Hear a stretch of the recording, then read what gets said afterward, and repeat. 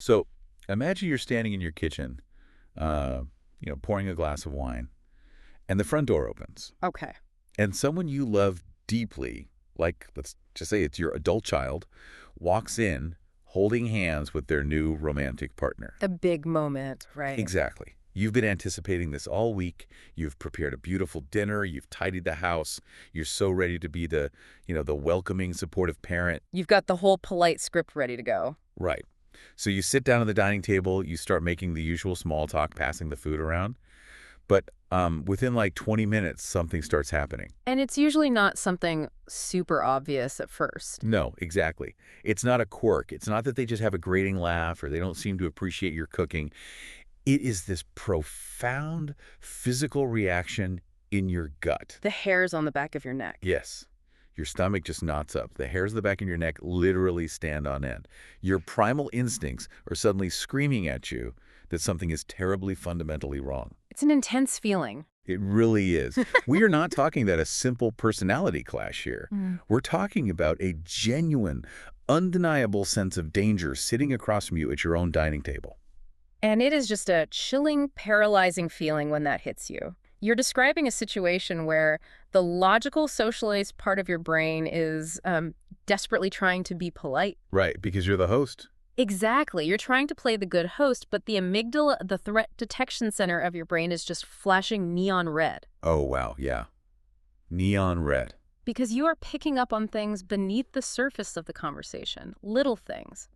Micro expressions. Like what kind of things? Like a fleeting flash of controlling behavior when your child tries to speak.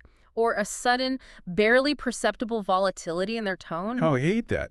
It creates this incredibly unsettling cognitive dissonance.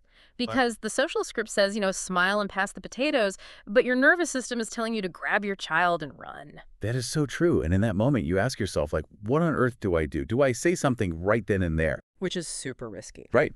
Or do I wait for them to leave and then interrogate my child?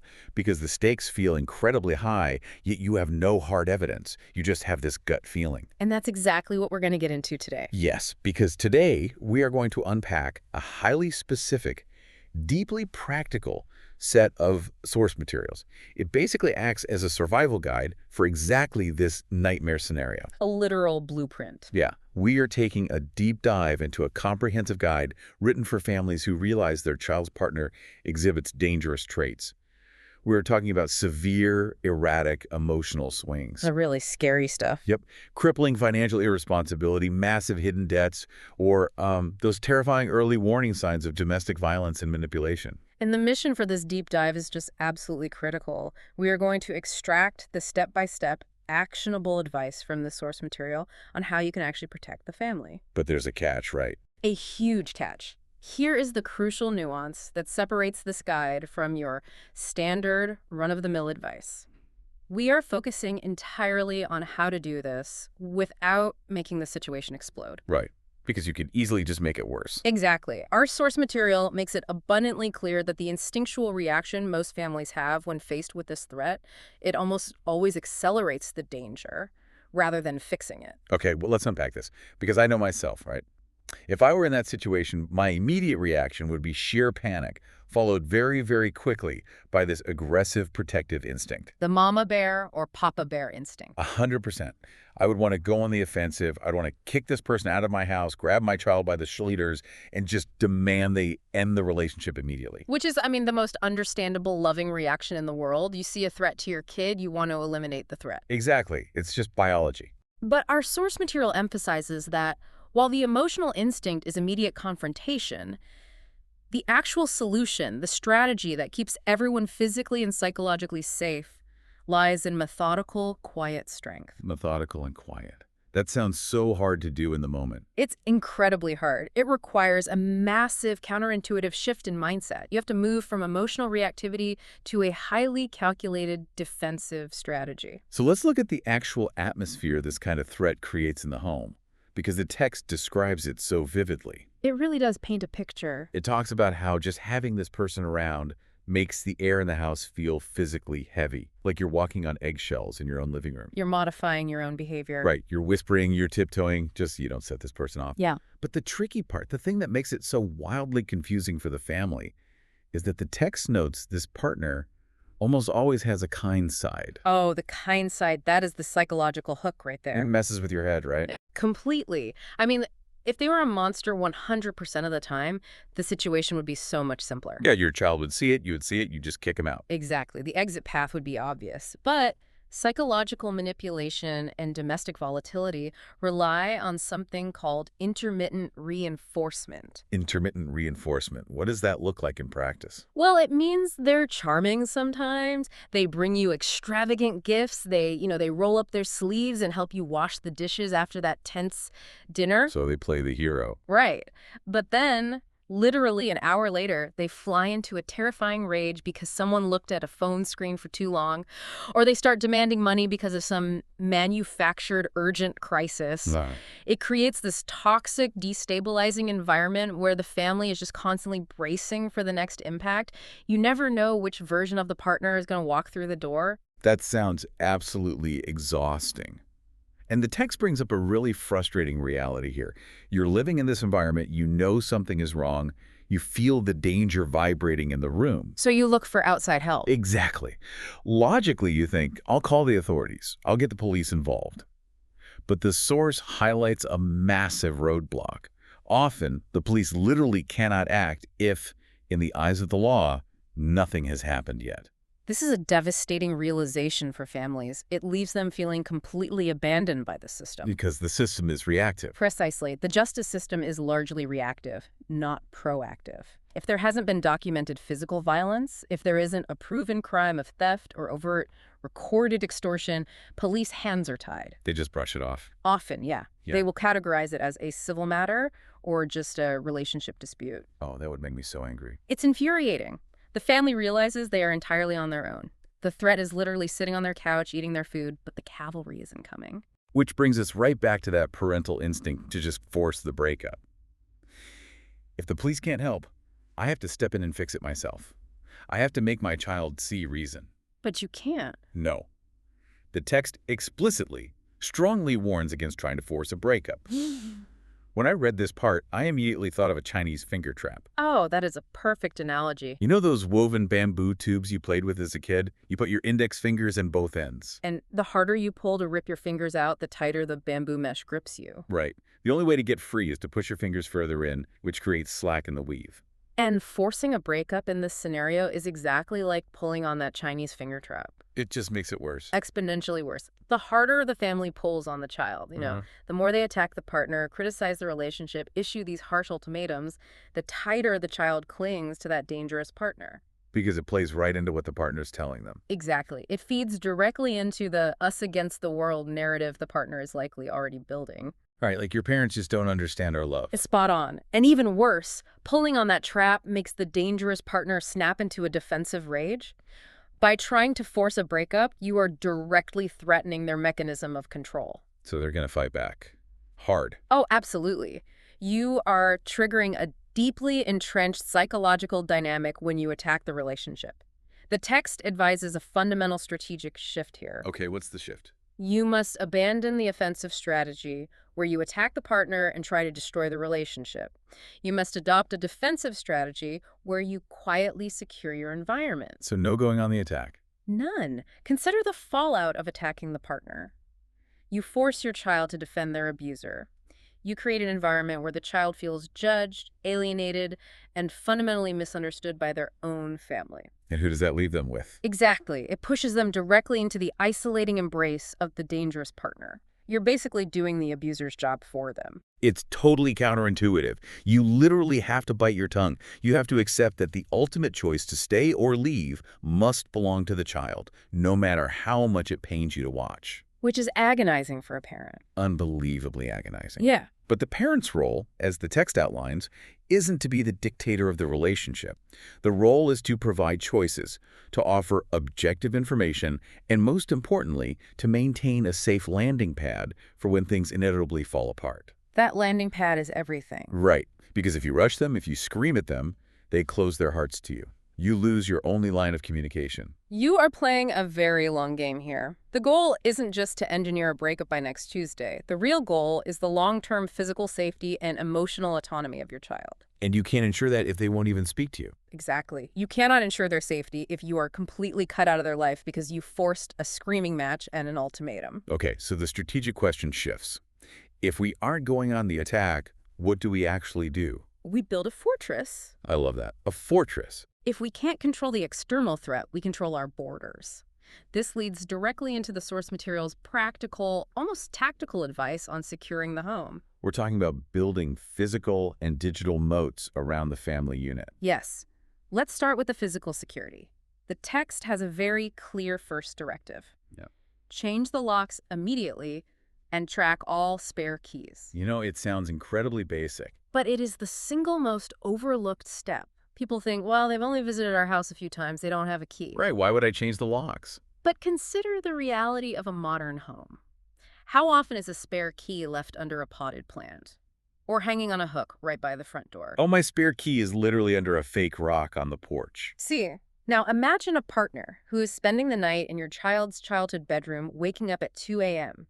How easily could they take a key from the kitchen counter, run to a 24-hour hardware store, make a copy, and put the original back before you even wake up? Wait, I didn't even consider the stealth copying aspect. I was just thinking about whether we officially, ceremoniously handed them a key. When you are dealing with someone who exhibits manipulative, entitled, or dangerous traits, you have to operate on the assumption of vulnerability. You have to assume they've already compromised you. Exactly. Changing the locks establishes a hard, non-negotiable physical boundary.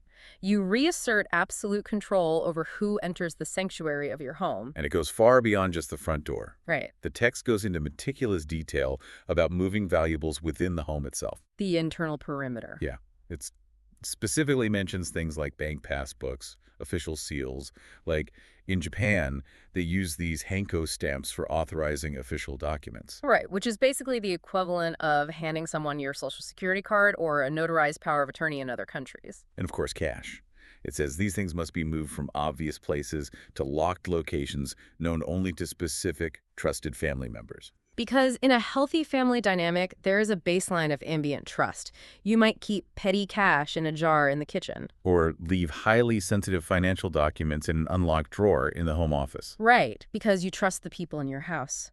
But the introduction of a financially irresponsible or volatile partner shatters that baseline. The trust is just gone. It has to be. You are no longer living in a fully trusted environment when they are present. Moving these items removes the temptation and the opportunity for theft or fraud. It's pure risk mitigation.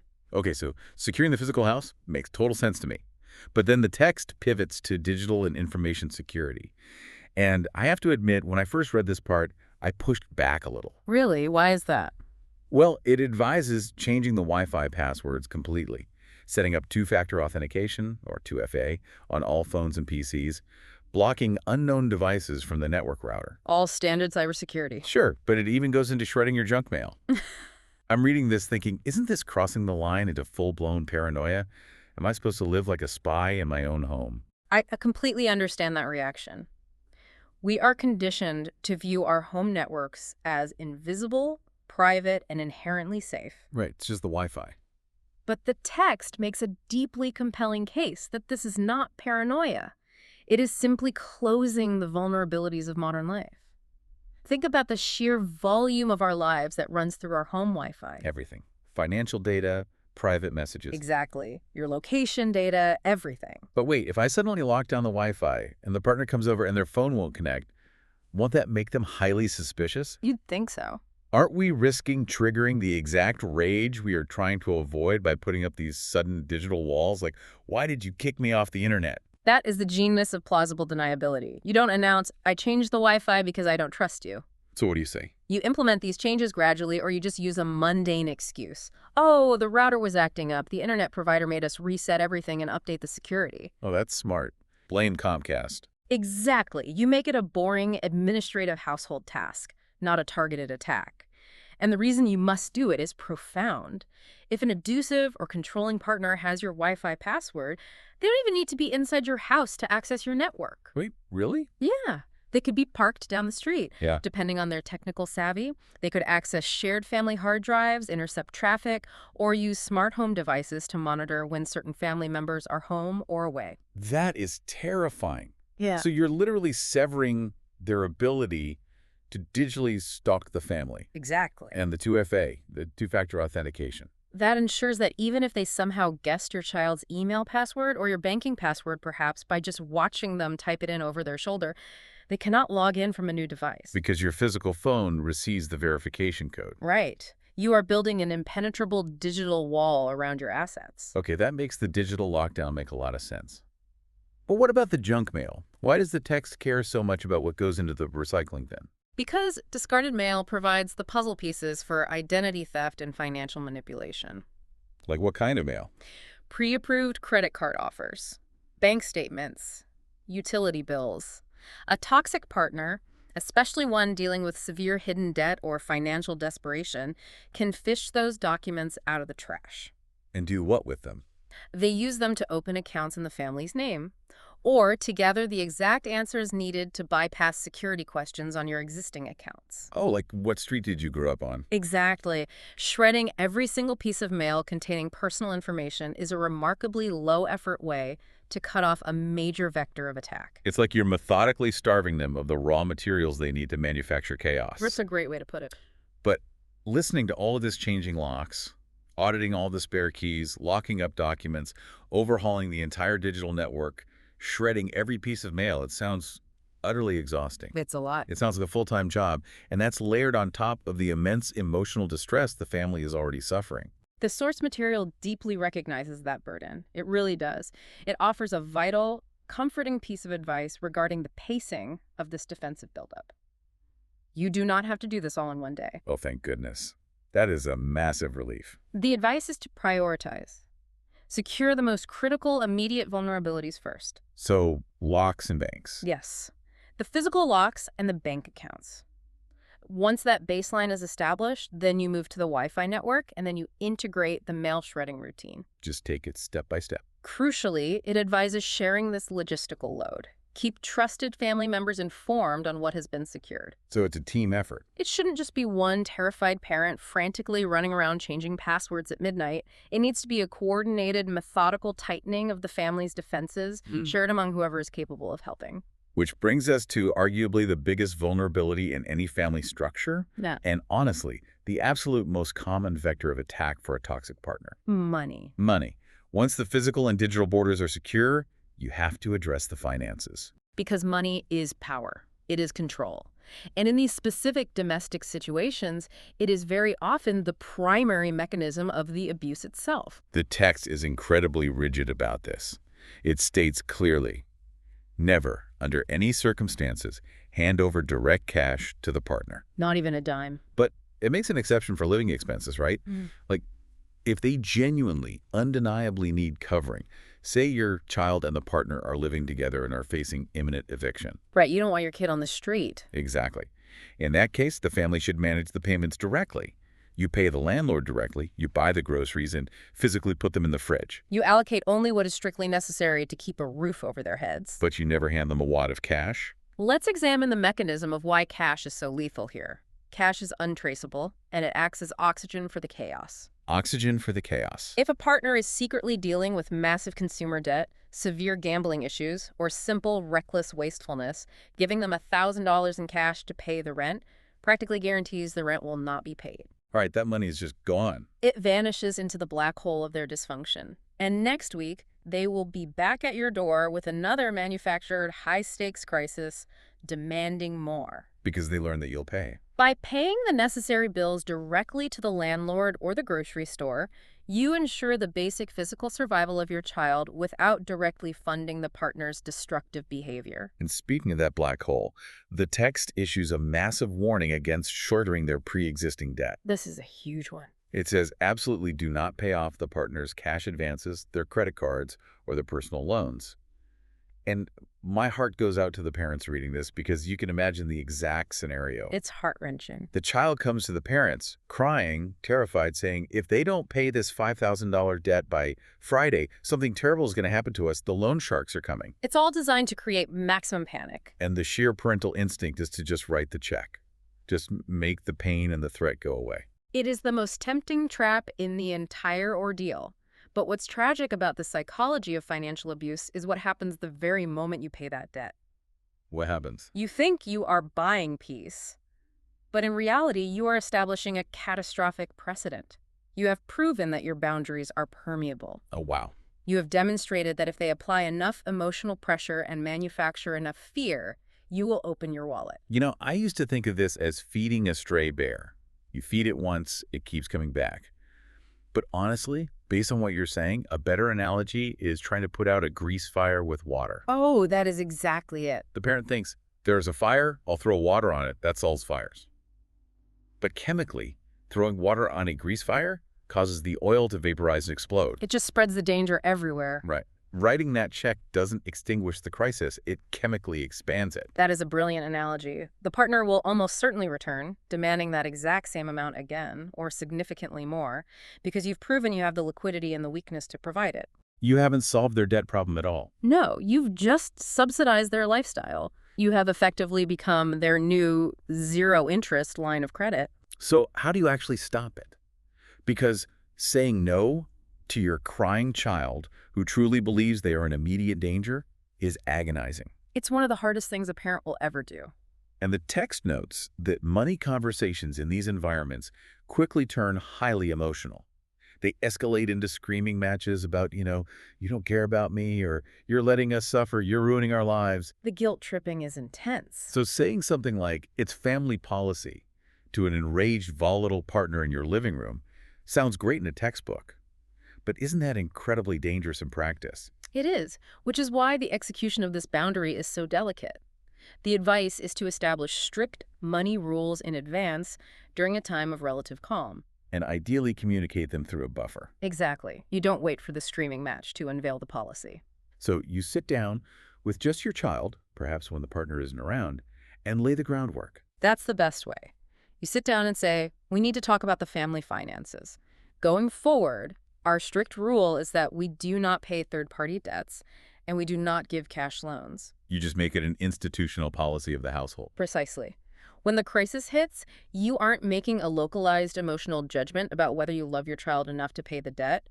You are referring to a pre-established, immovable boundary. And what if the partner is enraged and in your living room anyway? Then you use de-escalation techniques. You don't argue the merits of their specific debt. You use the broken record technique. Just repeat yourself over and over. Basically. I hear that you are stressed, but as we discussed, we cannot take on external loans. You remove the personal rejection from the equation. Oh, I see. If you have to, you blame a financial advisor or an accountant. Our financial planner has forbidden us from liquidating any more assets. You deflect the target of their rage away from yourself. It's about becoming a gray rock. You offer no emotional traction for them to grip onto. But what happens if the partner bypasses the child entirely and starts threatening the family directly? What if the debt collectors start calling the family home, or the partner shows up on your driveway demanding money? This is where things get legally serious. And this is where the text introduces the concept of the power of the pen. Documentation. This is perhaps the most critical long-term defensive strategy in the entire guide. You must keep meticulous clinical records. Like a diary. Better than a diary. Dates, times, specific details of threats, stalking behavior, unwanted visits, or any hints of physical violence. But why is this so vital? I mean, if a guy is yelling at me on my porch, retreating inside and writing it down in a notebook feels incredibly passive. It feels like I'm doing nothing. It feels passive in the adrenaline of the moment, for sure. But you are actually building a formidable legal arsenal. Okay, how so? Think back to our earlier discussion about the police saying, nothing has happened yet, this is a civil matter. Right, because they need proof. Exactly. The police and the legal system as a whole operate entirely on evidence. If you walk into a police station and say, my child's partner is scary and yells a lot, there isn't much they can do. It's subjective. It's just your word against theirs. But if you walk in with a bound journal, call logs, and saved voicemails, and you say, on Tuesday the 4th at 8:14 p.m., they stood on my porch for 20 minutes and threatened to burn my house down.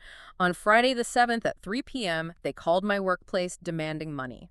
And you hand over the transcripts and the security footage. Yes. Suddenly, you aren't presenting an emotional plea, you are presenting a pattern of objective, actionable facts. You are handing the police or the judge a neatly wrapped case on a silver platter. You are translating your subjective terror into their objective legal language. You are bridging the gap between your domestic nightmare and objective legal reality. Whether you are eventually applying for a restraining order, dealing with police, or hiring a lawyer, documentation is the currency of the justice system. And the text doesn't expect you to navigate that legal reality alone, which is nice. It heavily emphasizes calling in the cavalry. Professional help is crucial here. It lists specific third-party resources.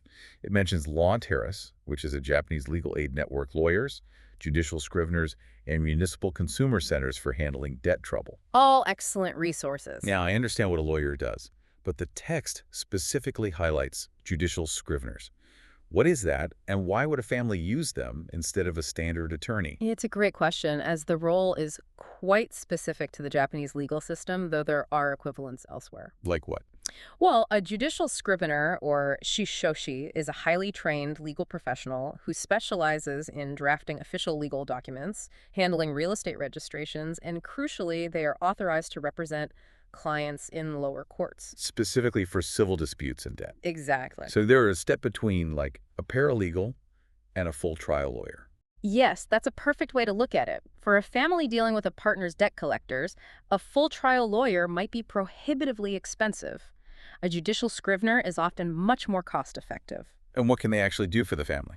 They can officially draft and send cease and desist letters to predatory lenders on your behalf.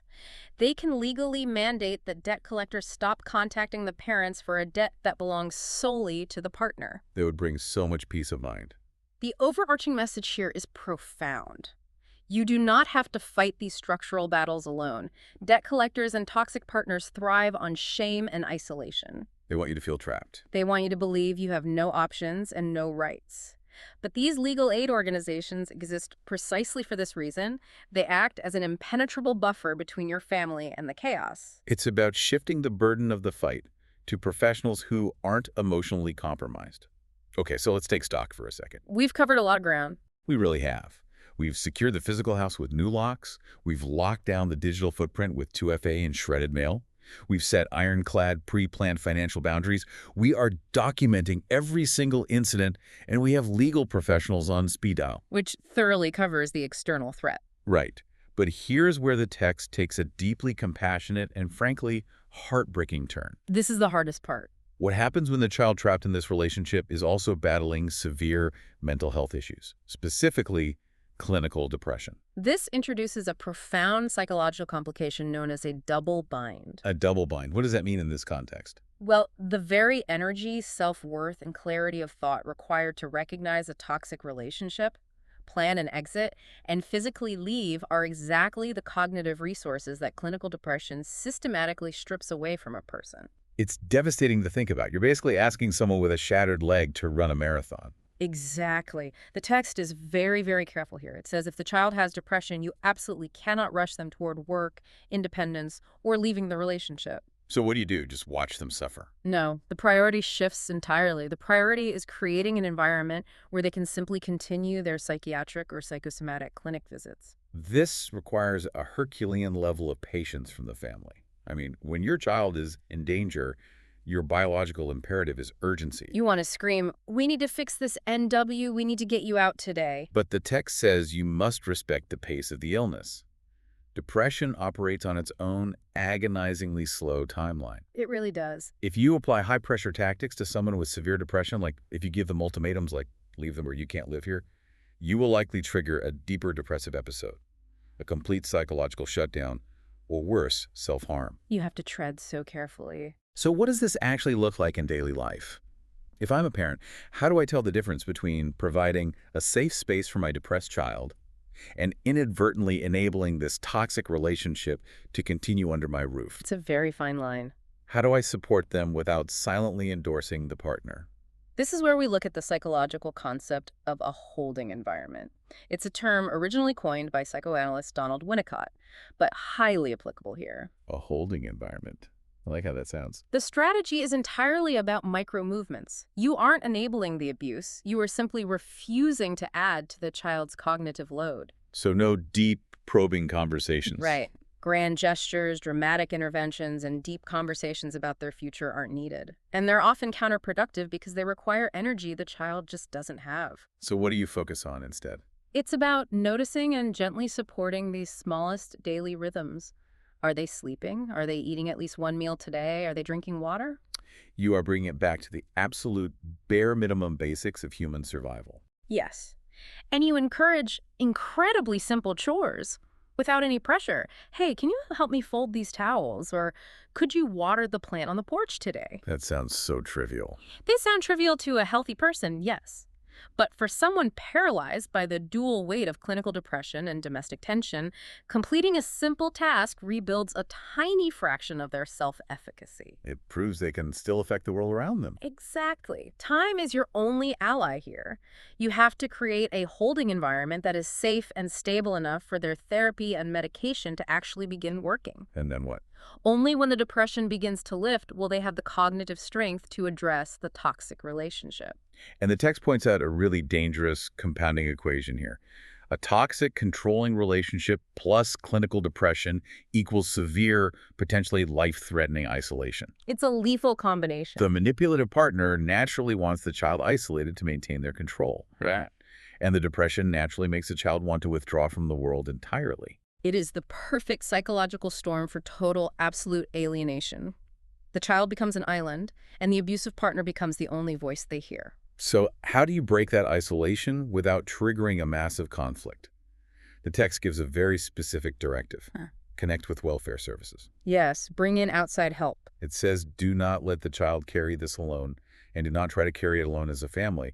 It says creating a space just to listen to them is vital. Incorporating a third party like a local welfare worker, a municipal social worker, or a counselor, it does something almost magical in these dynamics. Really? Like what?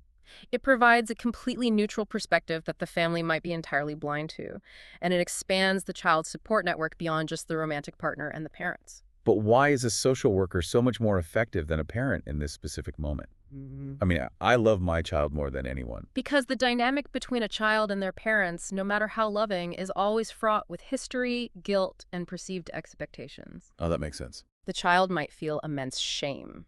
They might feel like a massive failure in the eyes of their parents for getting into this mess in the first place. They might fear the "I told you so." Even if you would never say it. Exactly. But a social worker is perfectly neutral. A social worker doesn't carry that historical baggage. They just sit down and say, hey, let's figure out how to get you feeling a little bit better today. It just completely diffuses the emotional intensity. Furthermore, the abusive partner relies on a very specific narrative.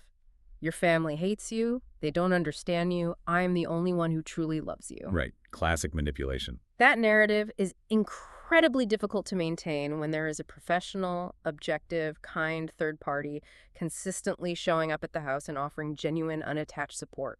You are systematically dismantling the abuser's isolation tactic. That makes perfect sense. You are introducing objective reality into a closed, toxic system. Okay, we have asked a tremendous amount of this hypothetical family. We really have. We've told them to act like security experts, financial planners, legal clerks, and psychiatric nurses. It is a monumental, exhausting task for anyone. But the source material addresses a specific demographic that makes all of this infinitely more daunting. The aging parents. Yes. It specifically talks about parents who are in their 70s and beyond. This adds a layer of profound physical and logistical reality to the crisis that just cannot be ignored. How can a 75-year-old couple who should be enjoying their retirement, managing their own health, possibly survive the stress of fighting off debt collectors, physically securing their home against a volatile younger person, and nursing a clinically depressed adult child? The stress alone could literally be lethal. The text is unapologetically realistic about this harsh truth, isn't it? The very first step for this demographic is deeply acknowledging limits. You have to know your limits. Physical stamina, cardiovascular resilience, and mental bandwidth at 75 are just biologically limited. Parents in this age bracket must realize and accept without an ounce of guilt that they cannot shoulder this campaign entirely alone. It reminds me of the classic airplane oxygen mask rule. Oh, exactly. You know, the flight attendant announcement. In the event of a loss of cabin pressure, secure your own mask before assisting others. Right. As a parent, your biological instinct is always to put the mask on your child first, But if you do that, and you pass out from lack of oxygen while fumbling with the straps, you are both doomed. You both go down. You have to secure your own physiological health before you can save your child. It is the perfect operational analogy. If the 75-year-old parent collapses from a stress-induced heart attack or a stroke caused by the sheer adrenaline of this conflict, the entire family's defense system instantly evaporates. And who is left in charge? The child is left completely defenseless, and the dangerous partner suddenly has free reign over the home and all the assets. That is a terrifying thought. Therefore, rest, medical checkups, and self-preservation for the aging parent are not luxuries. They are strategic necessities for the survival of the child. The text advises dividing roles among relatives and trusted acquaintances. You have to swallow your pride and say to a sibling or an old friend, "Our family is in crisis, and I need you to help me manage this specific part of it." And that can be incredibly difficult due to the deep societal stigma surrounding domestic issues, financial ruin, and mental health. People want to keep it a secret. There is a profound generational shame in admitting that your child has brought danger into the family. But the text urges these older parents to push past that shame. Because secrecy serves the abuser. Always. Transparency and community support serve the family. The text also heavily points these older parents toward navigating the bureaucracy. It mentions relying on administrative systems, specifically calling out something translated as the Community Comprehensive Support Center. These are centralized municipal hubs in Japan designed specifically to support the elderly and their families. What do? They act as a one-stop shop for connecting older citizens with legal, medical, and social welfare resources. But reading that, my immediate thought was, government systems can feel overwhelmingly complex. Forms, waiting rooms, being put on hold for an hour, getting transferred to 5 different departments who all tell you to call someone else. It's a bureaucratic nightmare. If I'm a 75-year-old exhausted parent dealing with a crisis at home, navigating a massive bureaucracy sounds like an impossible task. And the text explicitly acknowledges this exact fear. It doesn't sugarcoat the reality of bureaucracy. It says, yes, the systems are numerous, they are fragmented, and they are incredibly hard to understand. So what's the solution? It offers a vital piece of advice to cut through that overwhelm. The key is just to knock on one door. Knock on one door. Walk me through that. What does that actually look like for an overwhelmed senior? It means you don't need to understand the entire bureaucratic labyrinth yourself. You don't need to know the difference between the debt division and the domestic violence division. Thank goodness. You just need to find one local window, a DV hotline, a local senior center, or even just your regular local clinic doctor, and you just tell them what is happening. The professionals at that first door are trained to guide you to the next one. So if I go to the Community Comprehensive Support Center, what do they actually do to take the burden off me? They assign you a caseworker, and that caseworker essentially becomes your project manager for the crisis. Oh, that is amazing. They do the phone calls to the legal aid offices. They interface with the police on your behalf to find out what documentation is needed. They schedule the welfare checks for your depressed child. They just take the load off. They take the cognitive and logistical load entirely off the aging parent. Making that first phone call, knocking on that first door is the single most important step to turning the situation around. It shifts everything. It moves the crisis from a private, shameful family secret to a managed public health and safety issue supported by trained professionals. Wow. Okay, let's take a deep breath and recap the incredible journey we've been on in this deep dive. It's been a lot to process. We started with that visceral, gut-wrenching realization at the dinner table that a child's partner is dangerous.